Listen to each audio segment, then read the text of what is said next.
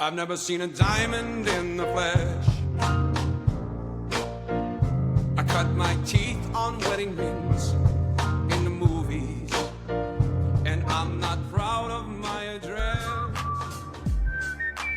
We're not just building muscle, we're building men. In the quiet hours, in the unfiltered moments, in the conversations that happen before the world wakes up. This is the Gloom, where brotherhood forms in the dark so we can lead in the light, where vulnerability is strength and leadership is handed from man to man, one story at a time. Our mission is to empower, exhort, and inspire men to achieve their best selves through stories of reinvigorated male community leadership. We bring you weekly interviews with F3 Omaha packs, ordinary men doing extraordinary things in fitness, fellowship, faith, and leadership, because we believe that every man has a story, and reinvigoration starts when that story is shared. This is the Glue in the Gloom. Shout out to our sponsors, Avior Wealth Management, Liberty Core Real Estate, Major Team Mortgage, Exclusively Eye Care, Omaha Laser Dentistry, and McNamara Law Firm. We appreciate your support. Yo, Gloom listeners, it's your boy, The Plague. Let me talk to you about our brother, Amazin, a.k.a. Patrick McNamara with McNamara Law Firm right here in Old Town Elkhorn. Amazin serves as outside counsel for small business owners, helping to form contracts, review agreements, and provide practical advice that keeps you focused on growth. He also works with families to create living trusts that protect your kids and safeguard what you've built. Reach out to our brother Amazin today at McNamara Law Firm and start putting the right plan in place for your business, your family, and your future. Now, let's get back to the Gloom. And we're coming to you live from the Nomad in downtown Elkhorn. Always love when we get in person for these, just because I think it's just a better overall experience. And, for you guys watching, because I know, millions of viewers out there, you just get to see how handsome these guests are. Not only do we have high impact men, but also handsome, inspiring men. Maybe that's another HIM acronym. I like that. Yeah. I heard this was like a requirement. You had to be handsome. Yeah, yes, That's why I never got asked before now. Before now, he's made some improvements. Well, if you can't tell, we got our man Cadbury on, and this is a guy I just love. As soon as he came into the Gloom, I remember connecting with you on some mutual friends in Scottsbluff. Yeah, West Side. Yeah, like gang signs aren't working anymore. and also just you're just super outgoing, and I love we kind of share. I think we share that we like to ask weird, awkward questions sometimes, and we're not afraid to answer weird, awkward questions. So excited to get your story. Would love it if you would just start us from the beginning. Who EH'd you? What was the first workout like? And then can't wait to hear the name story, how you got that name. Oh, golly.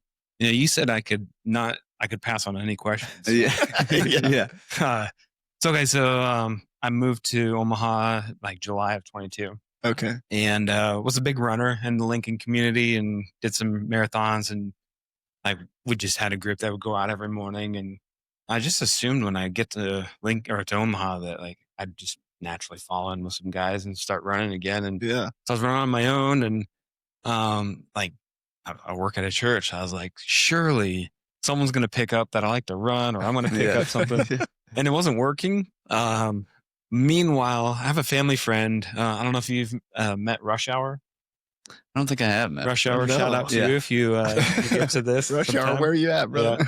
So mostly east. Okay. And he's like, Jason, I've got this like perfect thing for you.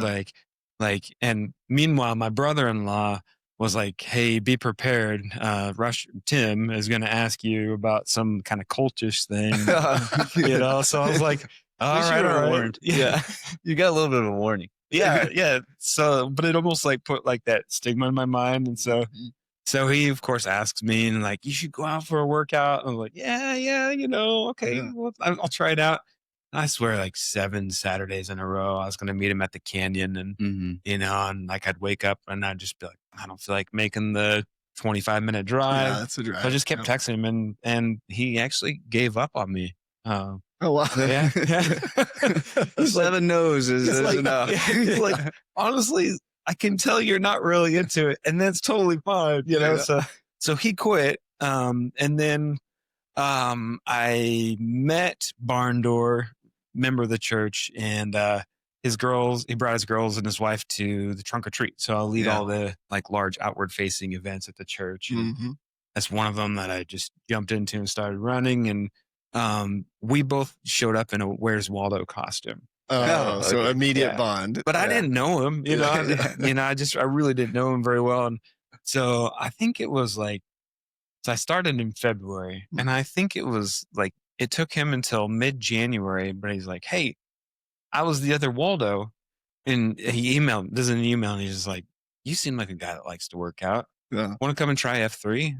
And I was like, okay, I still haven't found anyone. Like, whatever, you know. And I liked the connection of like someone in my community, in my surroundings where I was actually doing ministry. And I thought, all right, now's the time. Yeah. So, The email Barn Door. I have to ask you about that. That's an interesting. it was effective. Yeah. Like Interesting. by then I was like there was no EH. It was just like he asked. I said yes. Yeah. What do I need to wear? Where should I show up? Mm-hmm. And that was it. Where'd you show up? Main stage. Oh, nice. Yeah. You remember who was on the queue? Oh yeah. It was wait time. Oh, okay, nice. Yeah. OG. Yeah. OG. Yeah. I am not your friend. Yeah. It was a little intimidating. There were definitely like a lot of high caliber guys there that day, and everyone really knew each other, and everyone was wearing, you know, kind of black and F3 gear. And I was, I'm not Speaking sure. of, you guys look this. great today in the F3 gear. And you guys showed up, and I was like, oh, man, I got an extra one in the car. that I should grab for you. Well, I texted. I was, okay. What do we wear to Coordinated. this thing? Clearly, his first question is, "What do you wear?" Yeah. Yeah. Did you know we were wearing F3 I today? did until I pulled up. I'm like, I'm underdressed. You look really nice. Thank you. Yeah. Thank you. Sorry to interrupt. Best I just dressed, had to- actually. So I show up. It's wait time. I have no idea. You know, I know it's going to be tough. Yeah. But so he was focusing on the difference between solitude and isolation. Oh. So 22, you know, we're still kind of right off the trails of all the COVID stuff. Yeah. Being forced into isolation, or that becoming a habit after, you know, being in it for so long. And so we did a series of do as many burpees as you can on your own, like find your own space in the parking lot. Yeah. We were supposed to be down on the field, but got locked that day. So we're out in the parking lot. So it was like, do that, and then partner up and do these series of things with your partner, and then go back and do some burpees by yourself. Yeah. It was really good. Barn Door was my partner that day. And the two things that I remember besides dying to burpees was, I don't even know what it's called, but where like one guy does a plank and then you jump over him. Oh yeah. You know? Yeah. I don't know what the name is. I don't know if there's an official we should make something up. I don't know. Just someone knows. Wait time knows. Yeah. So we did that, and I like, you know, like even then I was like, I'm gonna jump right on this guy. Yeah. Yeah. But I didn't. So I didn't. And then the other thing that I distinctively remember is doing wheelbarrows. We probably did them for like 20 yards. Oh yeah. Which was a good distance Yeah. for a guy who's, and I swear, like everyone else that day, this is just probably my mind, but everyone else that day seemed like they were just like getting after it. And I was like this guy, like barely staying up. And the problem was actually at one point, like I needed to go faster in order to kind of get that momentum. Yeah. Barn Door thought I said slower. Oh, I just kept going slower So you're like, and slower. The slower it went, the more I'm like, I'm dying here. If finally I turned, I was like, I said go faster. Yeah, that's funny. But I'd pick up his heels, and he was just, Yeah. it was really cool. I blew up my back from that workout. Oh shoot. wow. So then I had some chiropractor work and, or not chiropractor, but PT work, and got through all that and just kept coming up. Nice. Awesome. Yeah. What about how do we get the name? How'd Name-A-Rama go? So we're going to go there. He's gonna go he there. was trying to avoid that. You'll never think of me the same way. Okay. So like we're getting into the naming. I also don't like to prepare for things because I really just like wanted to be like honest about who I am. Right? Yeah. You know, I was authentic and not rehearsed or whatever. And so I didn't prepare any embarrassing stories. Yeah. That was actually, by the way, the most like anxiety provoking part. The name. Sure. Not the Yeah. workout, Yeah, not yeah, the yeah, cold. yeah. Like it was like Yeah. the naming. And I kept telling my wife, like, what if they get it wrong? Mm. What if Yeah. I end up with a name that's not me? Yeah. Like being misunderstood is probably like one of my greatest fears, Mhm. which my wife loves. She's just Yeah. like, we get it, man. I'm like, no, I need to explain a little more. Yeah. So, okay. So I'm standing in the circle and going through all the usual stuff, you know, and everything that I think is unique and original. And everyone's like, yeah, heard that before. Yeah. So finally, like the one thing is like, how'd you meet your wife? And I met wife at church camp, Okay. Mhm. and someone threw outside help. Okay. Yeah. And we didn't get to it, but I was like, oh, that's clever, because so maybe we can explain this a little bit more in a bit, but I'm 10 years older than my wife. Okay. Oh, okay. So when my wife was at church camp and I was at church camp, we were not. Were you a counselor? I was the program director. Oh, okay. So I was the Okay, director gotcha. over all the counselors, Got it. and my future wife was attending. Okay. Okay. So everyone's like, well, that's a red flag. we did not date during camp. Yeah. Anyhow, there's a longer story of romance in there. And, Yeah. but I was like, that is so appropriate because Yeah. it's embarrassing Yeah. to a side degree, hug. and a funny story. But no one, I don't think people really like saw into that very well. So then Mhm. finally, and I didn't learn this until later, that was a barbershop, but he's just being like kind of ornery. And Yeah. he's like, I had no idea that you would actually respond, but you know, he was like, when's the last time you pooped your pants? Okay, like this was not scripted. This was like, and I realize now, like I could have just like breezed on by it, you know, not Yeah, answered. but you had to answer. Or I had to answer. So like my brain was thinking, this will be funny, and so I just threw out every Easter, figuring that someone would be like, wait, what? Yeah. But instead, like I heard every Easter and just like went with it. And Cadbury, the next yeah. thing I knew, it was Cadbury. That's awesome. And I was like, no, like keep going or go back to side Yeah. hug.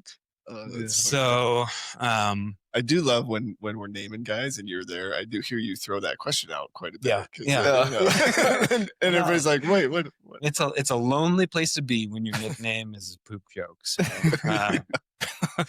So the backstory behind that, though, is like, so I am a pastor. I've been pastoring for about 16 years now. Yeah. And so like some people don't always know what pastoring's like, and at least in my context, like Easter, Christmas, like those big holiday seasons, like Mhm. they're stressful. There's a lot going on. There's a lot of preparation. Mm, Oftentimes 4 or 5 different messages in like just the distance of a week.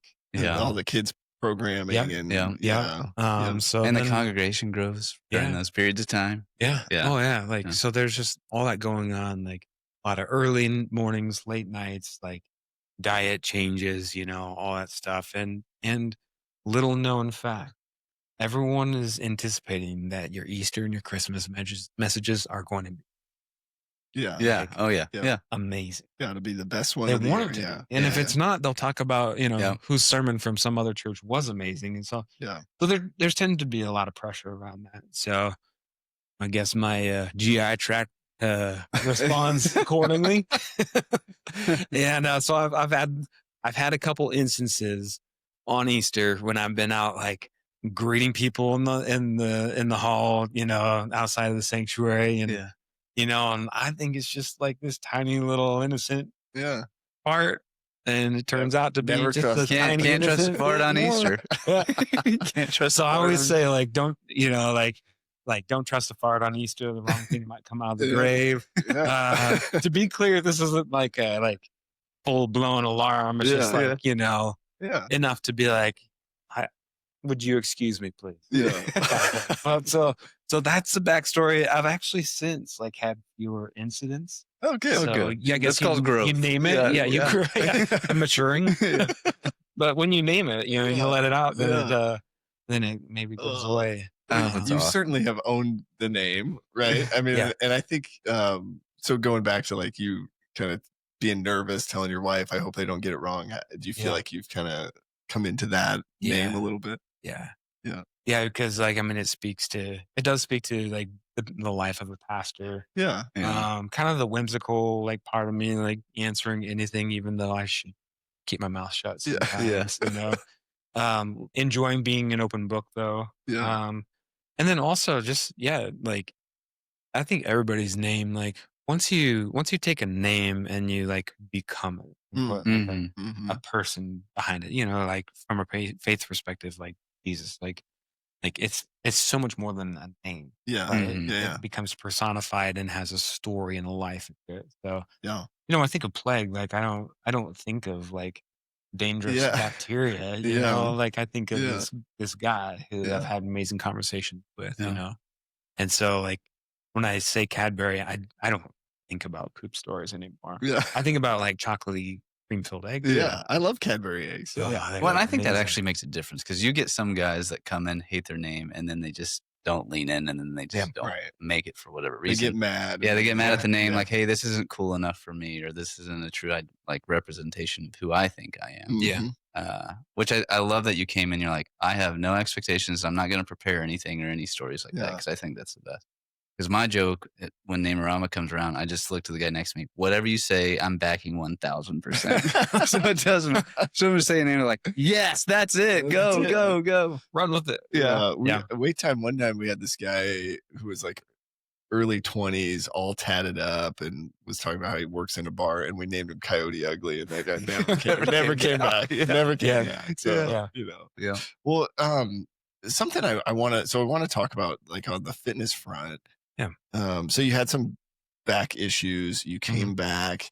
How did you progress? Because like I guess you know you say you're a runner, but now like we just did IPC this week together, and I don't know if you're still sore like I am, but like you're just a hammer. Like how did you progress? Like what were some of the things that you did to just kind of keep moving that forward? Yeah. I mean, I think it's just like time. You know, time's the healer of all wounds. Time like tells, time builds a better story. Mm-hmm. And like so like also at work, like I was redoing all of our ministry space in the kids area because I'm primarily pastor to kids now. Yeah. And so like we have got like 17 totes worth of stuff that a predecessor thought was good to have on hand. So I'm like revamping the whole area. Yeah. And I'm, like a lot of these are like 7 to 10 tall, and I get up on a step stool and I, you know. Yeah. So like a lot of it was like realizing we all have limitations. Yeah. And I hate saying that. I hate hearing it. Yeah. But we have those. And so like kind of like you were talking about like the maturity process. Like I've really grown through F3. Yeah. It was just like because I blew out my back again, probably another like 5 weeks later. Oh, wow. And it was associated around, you know, like just hammering it at a workout, but also like at work and throwing totes around and just like not respecting some of those limitations. And so like what I've really learned, and even in my running career, like getting injured out of training for marathons so many times, you know, just like if you can acknowledge those limitations and work with them, like respect them, you can overcome those limitations. Yeah. But rarely are you just going to blow through it. Yeah. So it was more just like kind of that self-coaching, just saying like, chill out. Yeah. Like That's hard to do, Yeah. right? Oh, I mean, gosh, because you kind of know what your body is capable of or used to be capable of. So it's really easy to fall into, well, I know I've done this before, so let me just push it to get there. And then, I don't know, maybe it is growth saying, hey, I'm going to listen to my body and kind of chill out. Yeah. You know, curious, you know, you start, you blow out your back, 5 weeks later, you blow out your back. What kept you coming back and trying, even though that kept happening? Yeah. Well, I mean, I think just the morning routine, like exercising has always, especially as I got into pastoring, like has been so central to just like emotional and like even spiritual health, and physical health, obviously, that, I knew I wasn't backing down. Yeah. When I was in running, like I had some pretty severe plantar fasciitis and issues, and like I was out for a year and probably put $3 or $4 grand into PT work, you know? And I was just like, you know what I love more than like the race or like that big high from like pushing really hard, as I just like getting out. Yeah. So I was out for over a year, and like I didn't know when or if I would really get back to how I was, and so like I just knew that like not going back out Yeah. and not actually getting into a better rhythm where I wasn't getting hurt. Yeah. I just knew it wasn't an option. Yeah. Like I was gonna do something. Well, and it sounds like when you were running in Lincoln, you had a community there of runners Yeah, with you. yeah. So that's got to be another piece of it, right? Yeah. Yeah. I mean, I'm curious what you thought of the guys in the group at F3 Yeah. after coming in and kind of sticking with it. Yeah. You know, it's interesting because, so definitely I would say today, like a huge, probably the largest portion of making sure I don't get injured, making sure I'm not out for a long time is absolutely the relationships. Yeah. Like the deep bonds of like F3, I think really like helps men learn how to love other men. Like, and I just mean that in the most like truest, like most innocent, like definition of that. Like, Yeah. learning to do that and allow yourself to be loved by someone else, Yeah. like by another guy. Like, that is a deep and very rare thing. So Yeah. I'd say now, like, absolutely, like, Yeah. that's what I'm going to miss the most. Back then, like, it was a slow burn for me. I'm kind of a slow burn guy in general, but it actually took me probably 6 to 8 months before I was actually sure that these guys in F3 was like a place where I can really like get in. Yeah. And so now I've heard a lot of guys like on the show say like instantly, you know, just, and my experience, I would say wasn't that not because of any other guy. Yeah. I think I don't know, I'm outgoing, but also like sometimes I have a hard time like really like getting in relationally with other folks. And Yeah. sometimes on a run, if everybody else is talking, I'll just listen. Yeah. You know? If you catch me on the wrong day, I'll just talk all the time. But, I remember one conversation with you at coffee, I feel like after the maze, right, early on, and it was sort of this like, you were like, I'm coming out, but I'm like ready to build relationships or go kind of to that next step, and maybe talking about shield lock and some of that stuff. And how did you work through those feelings? Because I know like I probably was not able to commit at the time.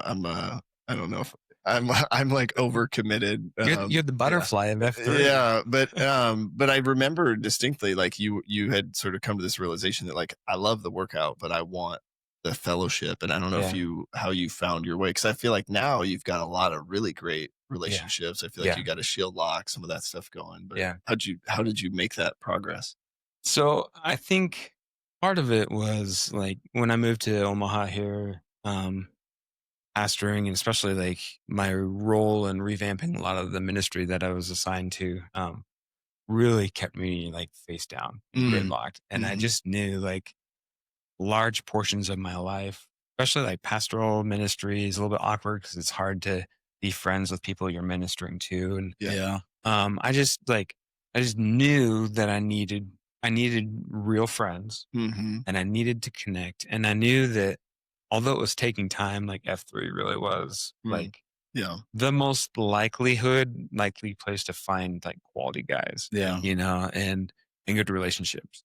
But, you know, when I was tooling around with Barn Door, like Barn Door would say, this is where I'm going. And then I would just go there. That's how I met you. It's how I met a lot of guys. But we were touring around a lot. So I wasn't consistently seeing guys. And also like you and Barn Door and a lot of the guys I was meeting, you've been in for a while and had a lot of those established relationships. And so I think I knew that, because in a lot of ways, I think that how churches grow in healthy ways and how F3 has grown in a healthy way are very similar. So what I knew was that it didn't make sense for me to try to like latch on with Barn Door or latch on with you, because that wasn't going to like help the organization grow. Sure. So I knew what I needed to do was actually find some guys that were just as disconnected as I was.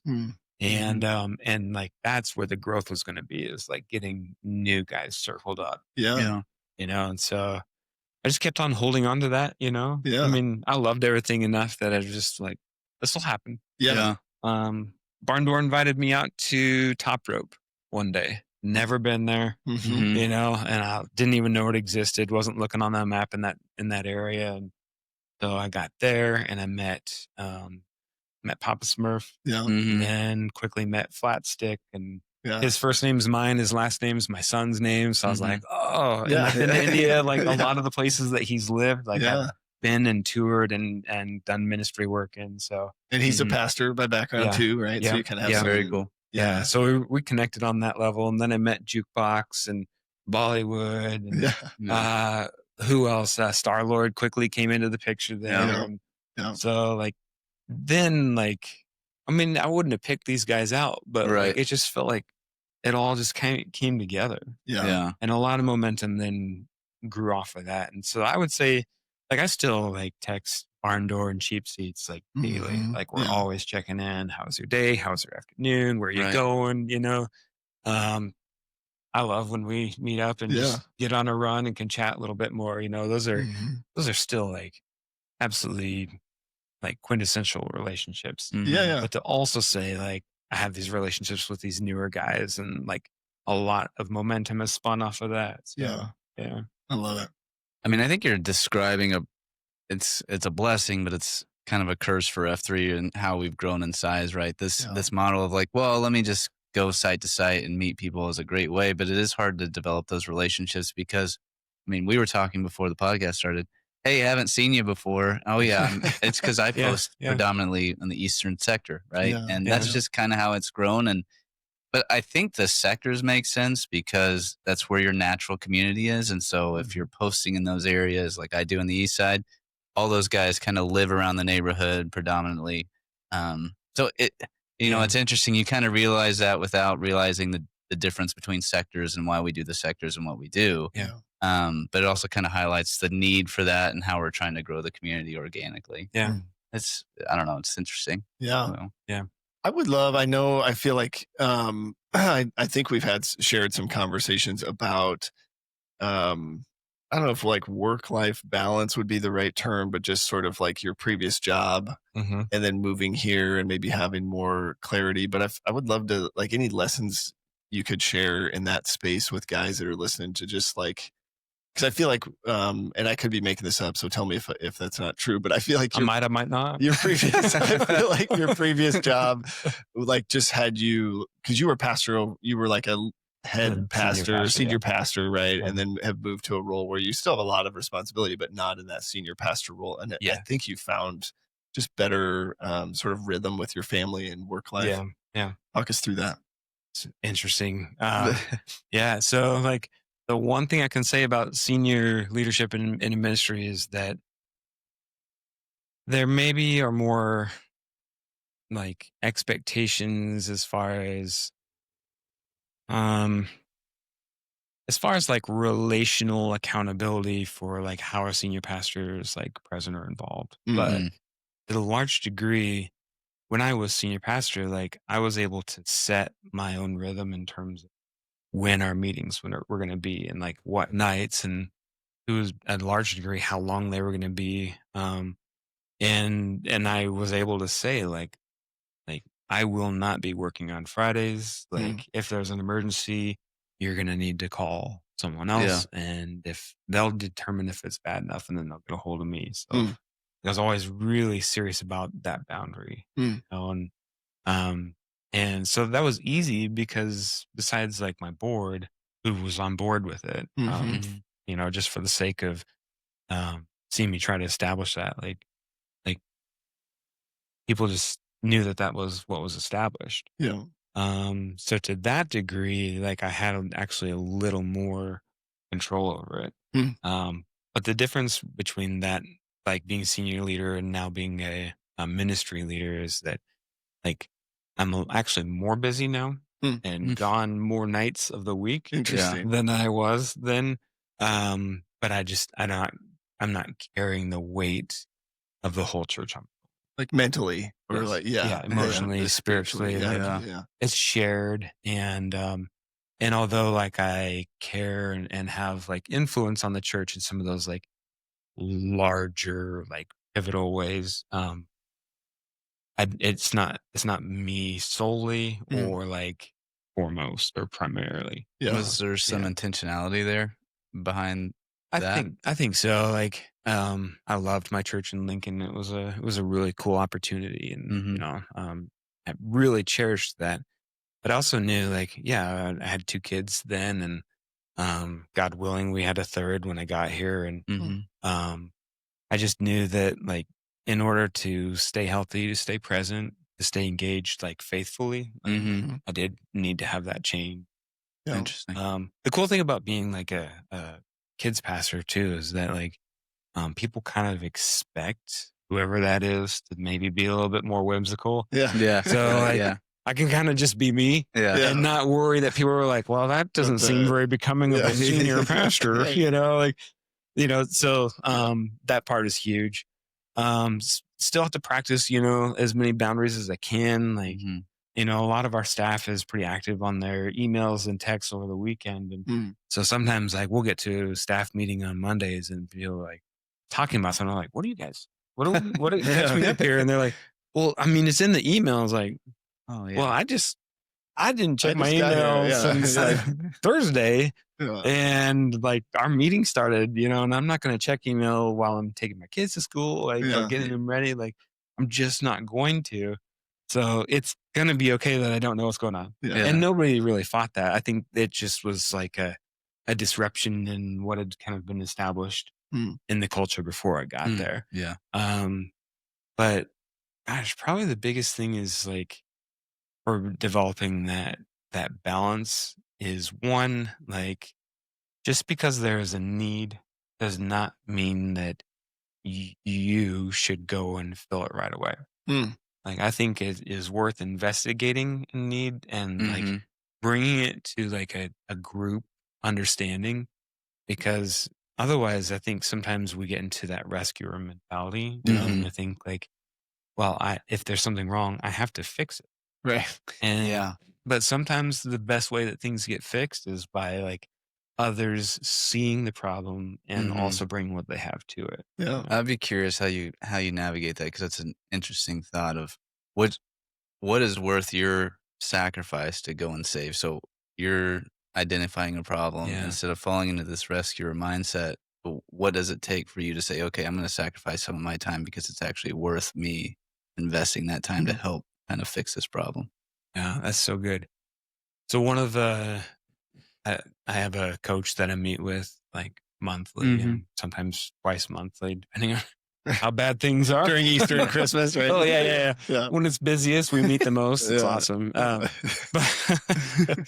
But one of the things that he said early on as I was wrestling with exactly that, I mean, it's very insightful for you to say that, is like, he's like, this is not unique to him, but he heard another pastor say it, but he says, remember, like, only do what only you can do. And like, so then just that being like an impetus, something that I can recite often, like gives me a moment to pause and say like something as simple as this new group wants to meet here Monday morning, 6:30. And like someone needs to be here to open the doors for them. You know, I could easily be like, well, no one else wants to do it. Everyone else, you know, but but like, is that something only I can do? Yeah. Right. Then like leads into that process of like prayer and discernment, you know, and just like going back to the drawing board, like, God, what gifts have you given me? Like, what position have you put me in? Yeah. Where do you want me to be? And I think we can apply this like anywhere, like our families, our professional lives, even if you're not in ministry, like what am I called to do, or what's, you know, what specifically should I be doing? And then like, how can I invite someone else into it? I love that. I mean, it's like value-driven decision making or the concentrica, right? Yeah. I have to remove my ego because I like to think like, well, somebody else could do that, but they won't do it quite as good as I can. But I'm learning that because you certainly can't do it all, right? Yeah. And I think it, and like you said, I love how you said, even in your family, right? I was just talking to Mayday yesterday, and he shared like basically he, you know, is breaking all the child labor laws, having his kids work on the farm at home, but teaching them that they can contribute, right? And I know in my house we haven't done a good enough job of instilling that, right? Like I Mhm. don't need to go be the one to get snacks every time. I need to teach my kids how to, do some of that on their own, right? Yeah. When it's age appropriate. Obviously the 1-year-old he doesn't listen at all. But anyway, Give her time. what I love is just hearing how you process through that. I would be curious, what's been helpful for you figuring out what it is that you are uniquely like equipped with, or what are your, treasures and talents that you feel like God has given you? How'd you figure that out? Because that's where I'm at, is like, I can't seem to figure out what I'm actually good at. Because you're good at everything, right? Well, no, that's allegedly. That's the problem I have.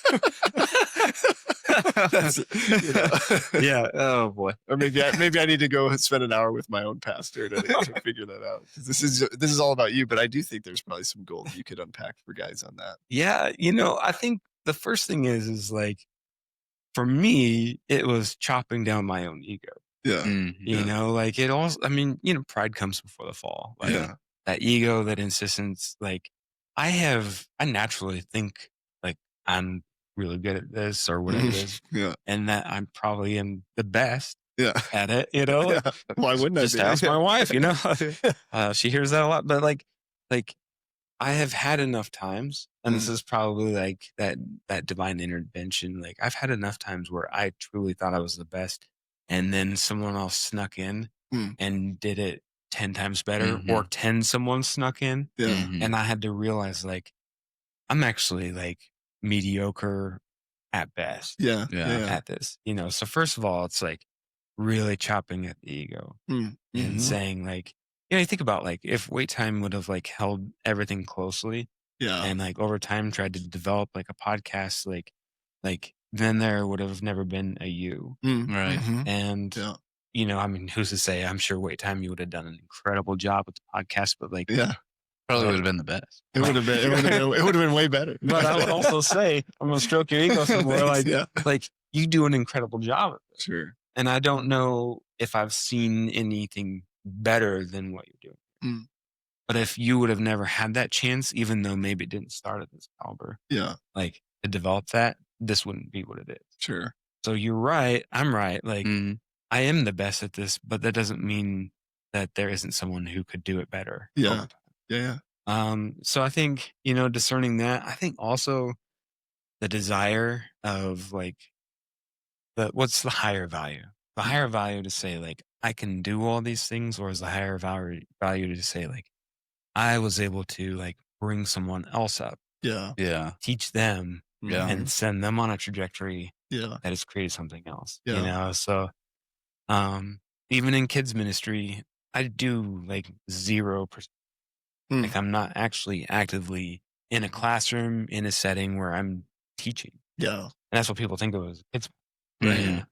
But like it is like I have a volunteer team of probably like 140 between students and adult volunteers. Wow. That are constantly rotating through. And like my goal is constantly developing them, like giving them titles that are way above their volunteer pay grade. You're the new director of large group cleanup. That's So a like cool developing people. Yeah. I think once you kind of make that mind shift of like, like that's the bigger value, then I think it actually becomes almost intoxicating in terms of like figuring, like constantly being like, who can I get there? Who can I get there? Right. Yeah. Working yourself out of a job so that way you can continue to like find a new job. Yeah. I love it. And that's rotating leadership, right? We kind of do some of that absolutely. in F3. Which is why I think F3, like all of these things are subtle, but the leadership, the principles are just running deep through it. And I think I saw that and was like, early on, this is good. Yeah. Yo, Gloom listeners, it's the Plague, and today I'm talking about getting your finances as fit as your physique. Our very own F3 Omaha brother, Jean-Claude, aka Michael Pfluger at Avior Wealth Management, specializes in building personalized financial plans. He understands the journey you walk in life as a man of faith, safeguarding your family and creating a legacy. Jean-Claude is ready to help you plan your finances with intention so that you can live with purpose. And that's just the beginning when you work with the Avior Wealth team. Visit avior.com/F3. That's AVIOR.com/F3 and see how Michael can guide your financial journey today. Yeah, and we're kind of on the, fellowship piece, but would also love to hear, like from your angle, community and faith are like really closely related and tied together, and would be curious. Well, a couple things. So I would love to hear about your family, sort of how F3 has maybe impacted your family. So let's start there, I guess. Yeah. So I've got my wife, Sarah, 10 years younger than me. Yeah. I always just tell people like, well, she was always going to meet someone that, needed to be a lot mature in age, and I always just, I'm incredibly immature for my age. So it worked out. But no, she's incredible. She's very supportive and encouraging in all this. And then I have an 8-year-old son, Samuel, and a 6-year-old daughter, Lizzie, and then the 2-year-old son, Harvey. Okay. And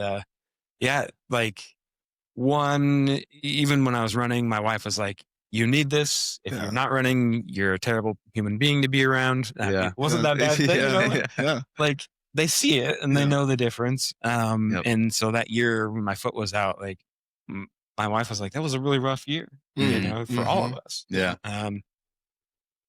So when I first started, like my wife was definitely siding with my brother-in-law and sister, like Jason just joined a cult, his name's Cadbury, like the whole thing's ridiculous. And like from the get-go, she likes to we talk during the shower. I'm showering, she's not. Morning but like that's how we talk. Like that's our check-in. And so she's like, she loves from the very get-go, she'd be like, so how was little bunny Foo-Foo, and like making up stupid names and like, were you guys doing the armadillo today? So she has enjoyed making fun of it.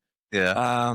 My kids, like any chance they get, like if I invite them and tell them we're going to go to a beat down, like they're on it. Like sometimes I get home and they'll be doing their own beat down. That's awesome. Like Jukebox sent me a recording of his 7 Minutes in Heaven. Oh yeah. There's like the original. So there was some pretty racy songs on there. Oh yeah. I was like, guys, watch, let's do 7 Minutes in Heaven. And like, yeah. So they're doing, I can't remember what exercise, but the train's playing and, so they all are like really supportive of it. Like when I tell my kids like what I'm involved in, like, dad came home and I'm doing this, or this is what I got to do today, or who I got to welcome or help name today. Yeah. Like I'm wanting them to see like the kind of leader their dad wants to be and the kind of person. And like, and I think they're kind of getting it. Like, one, dad gets up 6 days a week and goes and exercises. For a while, my daughter, like I get home and she'd be like, she was like 5 or maybe 4.5, but she'd be like, Dad, you came home. Like because like she didn't see me after she went to bed. And like when she saw me, I was coming in the front door. She thought I didn't live at our house. But she didn't know you were. So I was like, oh no, I sleep next to your mom. Like I live here, I promise. That's funny. But yeah, so like they just have that like understanding of like this is really important to me and the deeper stuff. But then I would say like the more I've gotten to share with my wife of like stories of men who have had extraordinary like changes in their lives or have stories to tell. Like we've been going at first. My wife was like, not going to some barbecue with your weird named friends. Like, like they're going to smell bad. But then like, we started doing that more often and she's like, these guys are incredible. Yeah. It's like, I couldn't imagine you finding like a better group of men to get in with as we moved to Omaha. It's like, I mean, she's emotional, but so she's invested. Cool. Yeah, that's great. Well, and I know you came in looking and searching for community, which it sounds like you found. And, I'm curious with your profession and I want to get to your faith journey, but, you're talking about, hey, there's instances where you hear stories from guys. It opens up some dialogue. I'm curious of Does it open up opportunities for you to shepherd other individuals or to expand on some dialogue, maybe answer some questions for people that may be wrestling with some things? Oh, absolutely. Like, I think one thing, like, I haven't pushed it super hard as like a platform of Mhm. like, this is who I am. I have all the answers. Yeah. One, because it's kind of sacred time Yeah. in F3 for Mhm. me just to be me, Yeah. and not everyone even know that I'm a pastor, Yeah. but also I do believe that your most authentic like change and like encountering of the spirit is going to be like when it is unprompted, Mhm. but there's an openness to it. Okay. So like, I would say probably the best things has just been like naturally being in conversation and hearing that someone's, having a really rough time at home with their spouse Mhm. that's not going well. Or they're experiencing a lot of light loss in their life right there. And then, just being able to like to be there to ask a lot of questions Mhm. and like let them talk and then maybe, ask along the way, yeah, I had a thought. I don't know if you'd be interested in hearing this, Mhm. that's probably where it's been the best. But more formally, the moment Bullseye came out, Bullseye, if you're watching, here's for you. But I was there, his first workout, Yeah. Yeah. and I didn't know how severe his health was or how like worried he was that he was going to collapse during the workout. Yeah. But I remember like Barn Door was queuing at the Wild Kingdom and like we stuck with him and Duffman was in town before he had moved back to Omaha, getting him to go. And I didn't know Duffman was coming back to Omaha, but I just said like, we're going to take care of Bullseye. Like we're going to be there for him. We are going to walk with him each step. As long as he's interested and wants to come to this, like Yeah. we're going to walk with him. And we did, like, and watching Bullseye's transformation has been incredible. Mhm. Yeah. Like, so, but along that way, like Papa Smurf really picked him up and, Mhm. at Lifegate, their ministries there, gotten Yeah. him really engaged and so that's been really cool. Like, Yeah. I'm not solo on this. Other Yeah, guys maybe sure. feel comfortable like reaching in there because I see that it's part of it. And then out of the blue, like Bullseye was like, "Hey, let's get coffee," and then he's like, "So I've never been baptized. Like I feel like I've given my life to Jesus, and as part of the impact retreat, Mhm. like he's like, I'm just wondering if you would do my baptism." Oh, that's And I was incredible. like, "Will I?" Absolutely. Yeah. I mean, like I would never expect that because that's not why I'm in it. Yeah. Yeah. But like to be asked to do that and get to go to Wait Times Pool. And it Yeah. was like 40 F3 guys. Like, Oh. I gotta actually step forward and be in that pastoral role and give a little F3 church service and, Yeah. and then dunk a guy. That's so That's cool. awesome. It was really powerful. Yeah. We also just interviewed Patty Mayo. Yeah. And he really mentioned your conversations with him.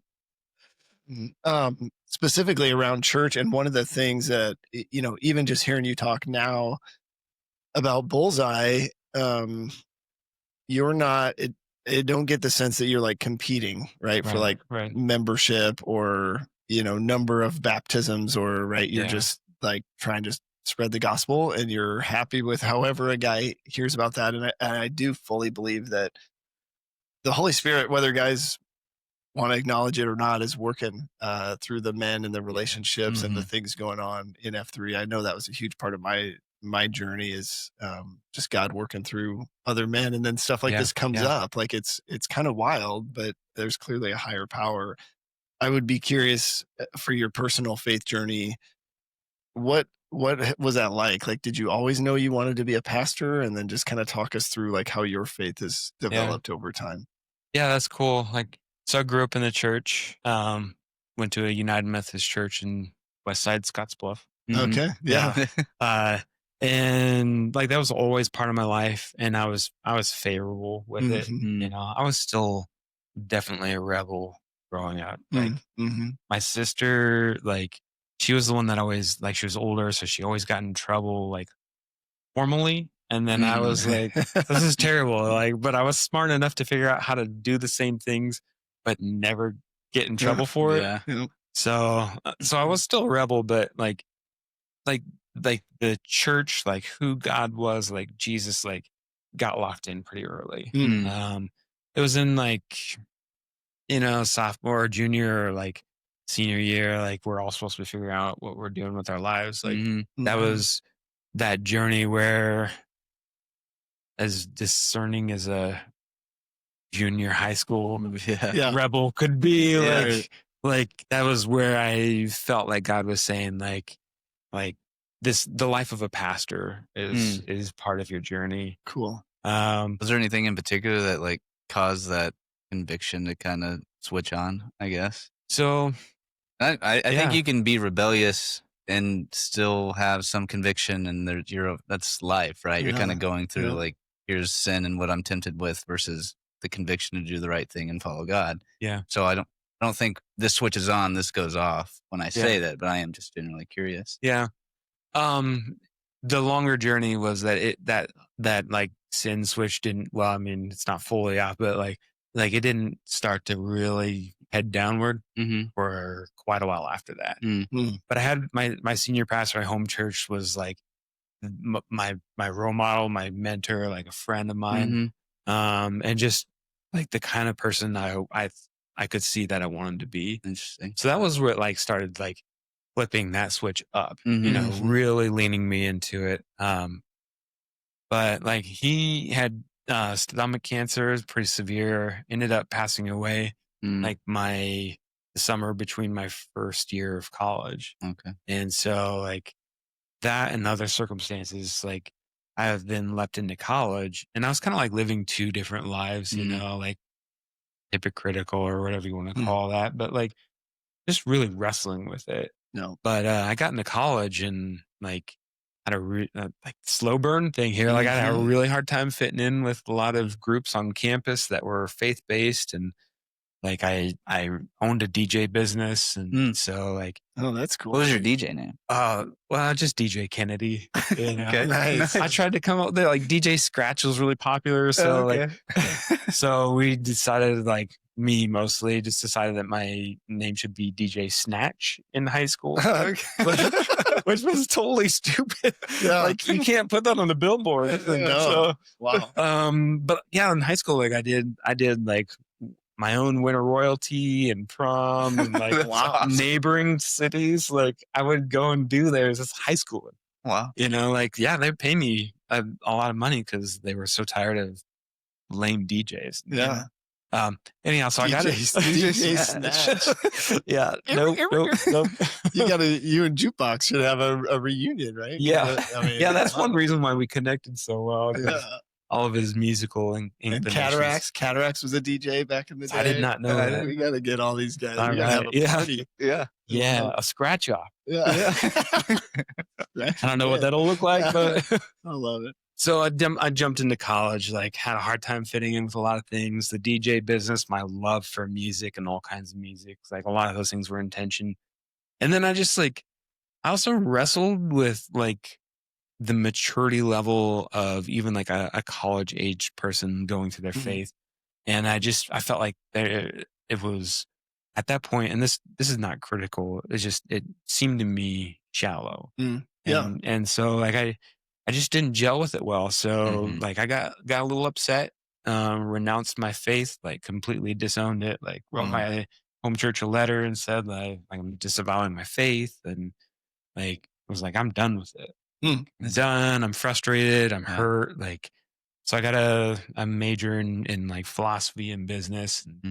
But like, yeah, Holy Spirit's always there. God never lets us go. And I think to some degree, God like wanted me to go through a process of really like, there's a part in scripture that's like, throw it into the fire and like refine it and test it. And that was my faith at that moment. And so like, I couldn't find a summer job my junior year. And like the only thing that was open was a counselor position at the church camp that I grew up in, And so I was like, well, it's going to be awkward. Yeah. I don't really believe in God anymore, but you know, like I love the camp and love camping and outdoor stuff. And so I was like, why not? Yeah. And so then that's where God just kept on pulling me back, you know, like in college, I'd like write papers about why God didn't exist. And then I'd go and tell kids about who Jesus was. Oh, interesting. And then, and so, longer journey. And that's the same camp you met your my wife. Yeah. Okay. So, and there were pastors that were teaching at those camps. And so they would be like, I see like God's calling you to this. I really wrestled with that. Finally, like I finished college and I was driving home to my parents' house, had everything in the back of my car. Everything I lived for that was so important in college meant nothing. I was like, God, I'm ready to live for something. Like Jesus, like you can finally have the keys, you know? So that was like my surrender to my faith. Yeah.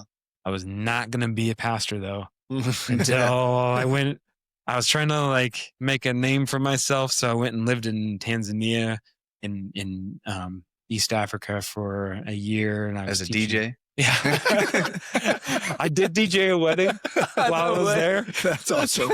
Actually fell in a newly dug latrine during that wedding. It was amazing. It was not used, but it was very deep. It's a story for another day. That is awesome.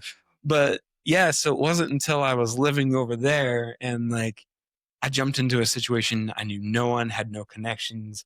And a lot of the promises I'd made with people about like teaching in a government school and being provided housing like fell through. Those there, like God had me literally like in the belly of the fish. Yeah. Like I was trying to run from ministry and do these other cool things. God just like pinned me down and said, like, I want you to go into the ministry. Like I'm calling you to this life. Quit saying no. Yeah. And finally I was like, okay, I'm going to do this. And finally, like God spit me out of that fish. And like the next day, like people were like showing up on my doorstep and brother, we heard you have no home. Like, come and live with us. Like, come and have dinner with us. And I was like, wow, wait, you're the impoverished people I'm trying to like serve and do amazing things for, and you're serving me? Yeah. Yeah. And so that was like understanding a deeper sense of what ministry meant. Was not just like doing awesome things so other people or for other people. It was like doing things together and learning the parallel importance of not only gifting people, but like receiving gift and humbly accepting when someone else wants to bless you. That is so cool.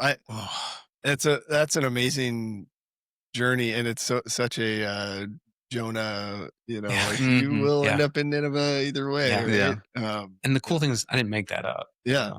Are you sure? Yeah. But you know, I didn't like frame it that. This is literally how it happened. Yeah. It's so cool. And I know we've talked about this because I've had a few times in the last maybe year or so where I felt like, should I be a pastor?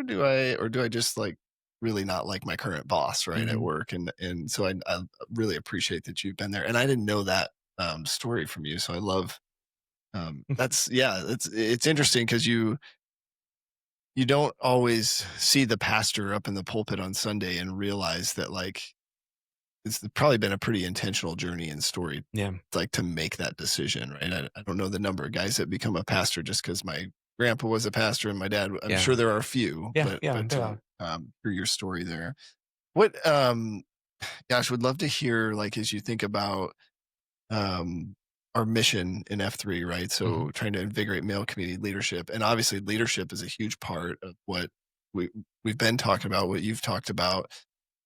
When you see F3, like how are we doing in terms of like building men into leaders, like through your VQ or leading a site? Like has your experience, like have you grown in some of your leadership abilities through F3, do you think? Yeah, definitely. I think one of the things that we do well is like I was pretty intimidated by, well, one, I think that's why it took me a little while too, because I was intimidated by the guys, you know, I was like, man, these badasses, you know, and just like, I don't feel like I'm at that level, you know, I don't know my stuff. I can't even do cadence very well, awkward, you know? Yeah. But like realizing that and remembering, I guess, is probably the better word, because it's in there and it's come out at other times, but like we forget it too sometimes. Like F3 helped me remember that like I have like good things to contribute, and that there's like not only an opportunity but a need, or an expectation. Like we're all gonna plug into this, and we're all gonna, take parts in like the rotating leadership, Right. from a site cue, but even just like can't even think of the words right now. The fourth core principle of rotating cues, from week to week, like we're all sharing this, we're all responsible for it. So that's been a huge part, and also confidence. I think learning, again, back to like learning to love other men and be loved by other men. Like we really are holding each other and want to see the best and like help the best come out. It's not, there's not that like, I'm actually trying to be better than you. And so if I get a chance, I'm going to try to lower you so I can, there isn't that. So I think those have been big parts of the maturity. Also understanding what it means to like find when God's saying like, here's a man I'm calling you to lead, or here's a man who I'm calling to lead you. Yeah. That has brought some good maturity too. And I could go on if I thought about it some more, but I think it's matured quite a few things. Well, it sounds like even in your professional setting, you're carrying some of the things over. Earlier, we were talking about, hey, putting people in charge, giving them a little bit more than they could probably handle or they're qualified for. That's what F3 is, right? We're trying to free all men to create leaders. You're actively deploying it, which should be encouraged. It's really cool. I think like you can learn and gain something from it with the right perspective, the right mindset, and absolutely like this parallel life. Like I love it. I love F3. And so when I go to church and I'm, whether I'm wearing my F3 shirt or, a cool shirt, nice one like yours, from the most prestigious golf. I'm embarrassed. No, you're good. But yeah, like it influences how we act in my family, and I finally taught my wife how to mow the lawn, but that's like bring hey, that's progress. Yeah, that's great. She's gonna mow it today. She's like, no, I'm going to. But like, letting that those parallels really just inform, and vice versa, right? Letting that parallel of my ministry life and that profession like pour into F3.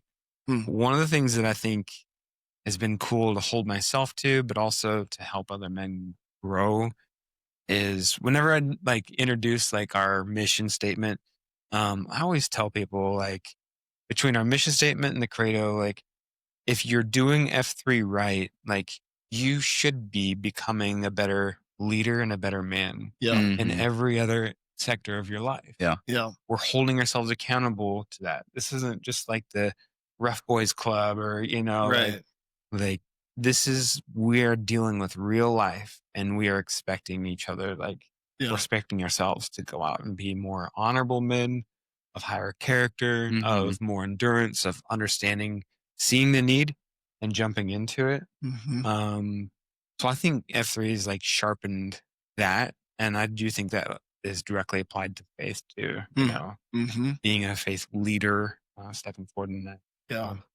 I love this idea of like, almost like masculinity. I think men over the years, right, you sort of see like, farming, everybody's at home, dad's always around, sort of, modeling what a man looks like. That we have industrial revolution and dad is no longer home. And now we have, sort of like sitcoms have made dad the lazy fat guy that sits on the couch and everybody makes fun of. But now I think through F3 and just this movement, we're really coming into this realization that we are all men. We all can be masculine men, but that doesn't mean we all hunt and fish and do jujitsu necessarily, right? Like that, like there's, God has given us each the ability to be men and to lead. And I love hearing that from your perspective. I would be curious, when you think about like succession planning, so you had the chance to give the flag over to our man Jukebox. Jukebox, yeah. What was that like, and kind of how'd you make that decision? Yeah. Or was it was probably an easy one? He's such a great guy. Yeah. Well, like Jukebox was there every time like I was on vacation or sick. I'd be like, Yeah. hey man, like you want to host the site? Mhm. You know, and he'd come to my house and get the flag, you know, Yeah. and Oh, he that's knows awesome. the garage code, you know, like, Yeah. so like he was so consistent in that. And like, for that, like it was a no brainer, you Yeah. know, and like he'd really become a close friend. And that was the kind of person that I wanted to see, like living honorably in that way that, Mhm. I wanted the chance to like the honor of taking it, but also the growth opportunity and the responsibility of taking it Mhm. and giving him a chance to grow like I did through that process. Yeah. Yeah. Yeah. Yeah, he's a dude just like you. I mean, I get the chance to work with him, and when you see somebody love other people, sort of from their, like, their faith, and then you see how they Yeah. interact and serve other people just on a daily basis. I have a hard time meeting with him at work and talking about work because I'm like just so infatuated with just who he is. Yeah. He's just like Yeah. such a great dude. So Yeah. would love to hear, so when you think about, gosh, you have this amazing story. I'm sort of in my mind, like I have 100 more questions. So stick around for part 2. But like when you think about all of the things, like would love to hear maybe like 1 or 2, like kind of lessons learned or like advice for other guys. And it could be an F3 thing, maybe it could just be life in general. But what sort of, when you think about your journey, what's been most impactful that you feel like other guys should take home and maybe apply? Hmm. You know, I'd say one thing that I think I even shared this with you on a run, but like we were in a staff meeting talking about like what's like, as staff, we don't worship on Sundays. Like we're Mhm. leading worship. Right. Mhm. And as much as like that might sound profane or sacrilegious, like it's the truth. It's what we've been called to. And so there's an added then with acknowledging that, an expectation that you as a staff person, as a professional Christian are like intentionally developing space for worship or spiritual practices outside of that. Mhm. And Mhm. so like one, I would say, I was telling you like when we went around the staff meeting and like all of us staff were talking about like, well, where do you worship? How do you worship? Like I said, I know you all think I'm part of a cult, but like like F3 has really become like my worship Mhm. and or my place of worship. It's different. Obviously, Mhm. there's no sermon and like an intentional like book study like in the workout Right. structure. Right. But like in terms of the fact that like we are showing up, we're being present with each other and we're developing like meaningful relationships that God has given us and works through. Yeah. Like we are facing outward, we're serving the community, we Mhm. are being philanthropically like intentional. There's just, and we're praying, we're lifting up each other and asking each other's needs and Yeah. sharing from our own like gifts, what we have. Like a lot of that fits that kind of Acts 2 definition of what the church is. And I would just encourage guys like don't shy away from that, Mhm. because Yeah. like a faith life is not just like adhering to a set of rules. It's like it's a relationship. Yeah. It's a relationship that then models and puts together relationships, on earth that are really meaningful and important. Yeah. Um, so that would be one thing, That's awesome. Yeah. The other thing I would say too is just like, um, there are so many times when we set ourselves to like, I'm going to accomplish this goal, or I'm going to like really point myself in that direction. I want to do this. Like, I think that's fine to a large degree, especially if we need that kind of motivation. But I've also experienced like this thing that says, well, I'm going to focus more directly on relationships and Mm. what God's doing in this setting of F3. I'm just going to pour into that. And then again, like the Holy Spirit, like lead me into what he needs me to do, wants me to do. And then these things have come forward that I had no idea I was going to be a part of. Yeah. Like picking up the leadership for the impact retreat. Yeah. Like, I got asked to do that. I had no idea. I was like, well, it makes sense. I'm a pastor, but like still had no idea I was going to do that. Yeah. But now like Pick and Hawk and I, like we're taking leadership, and I get to see more guys like Bullseye did last year, and other guys have like show up and have their heart change. So like, if we point towards God, Jesus says, seek first the kingdom of God, and like all these things will come to you after that. Like letting that be the focus, and then just like letting God take you on that adventure, like whatever he wants to do. And then just being able to say like, yeah. I mean, the concept of surrendering is so, especially with guys with egos, right? It's such a hard thing to do. So to hear you say like, hey, lean in, surrender, and see where it takes you is, I mean, it's just great for me to hear personally. And I think a lot of guys will be encouraged to hear that as well. I think it's a great message.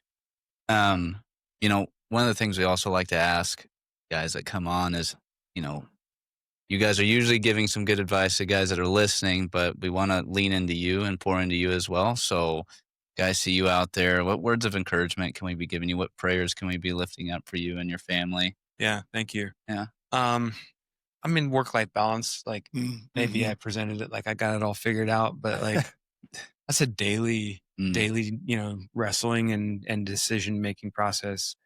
But then also like our oldest son, Samuel, he was diagnosed with ADHD when he was 6, and it's moderate, so it could be worse, but it's real.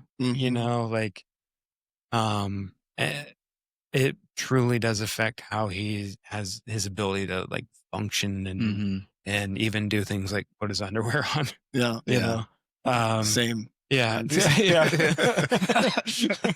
but I'm kidding. I think you got it. Today. Seems like it worked out. As far as you know. I'm sorry, and I don't want to minimize. I know you talked about before. It's not easy. Yeah. So like recently, I think it's progressing. Like it's still kind of entering into or developing in his body as to like what it's going to look like for him. And so we turn the corner and we have some victories, and then it's like wake up the next Monday and like we're like at square zero again. So this last month has been really challenging with him, and I love him with all my heart. He's my firstborn, and I have a really special like unique bond with him. But when every morning and every evening becomes so difficult, like figuring out how to navigate like behaviors and non-cooperative like activity, like it wears on that relationship. It wears on the relationship with the other kids. Like, my wife and I, like, even if we agree with how we're responding, and we don't always, but even if we do, we're so tired and just like overwhelmed that like it erodes like our marital like health, and then we do disagree, and that just compounds it. So like, just prayers for that. Like that's probably the biggest thing. And being a good dad, good husband. I love it. Your story, it's so funny because you think a guy, and then we were texting this morning, and I was like, this is going to be so much fun. And this has been fun, but I've also felt really just enlightened and inspired and encouraged by your story. Not that I didn't think we would, but just, I think. No, I saw it. You're like, I don't know if this is when you peel back the layers, I think what I realized that maybe I didn't fully appreciate is just your passion for men and for leadership and your faith, and how that just is woven through your whole life. And so I really appreciate you taking time today. We'll do a little Namo to wrap us up, and hopefully guys realize they can talk to you about more stuff than just Easter and Christmas and that'd be all right. Funny, goofy stories, right? You got a lot of depth and wisdom. I just appreciate so much. So I'll start us off here. Brandon Flehardy, 39, The Plague. The Plague. John Whitworth 34 Pony Express. Pony Express. Hey. There you go. I learned that. I'll do it next time. All right, cool. All right. Jason Kennedy, 45. Cadbury. Cadbury. Bark, bark, bark, bark. That's what we do. Nice. All right, Awesome. spin reel. That was awesome.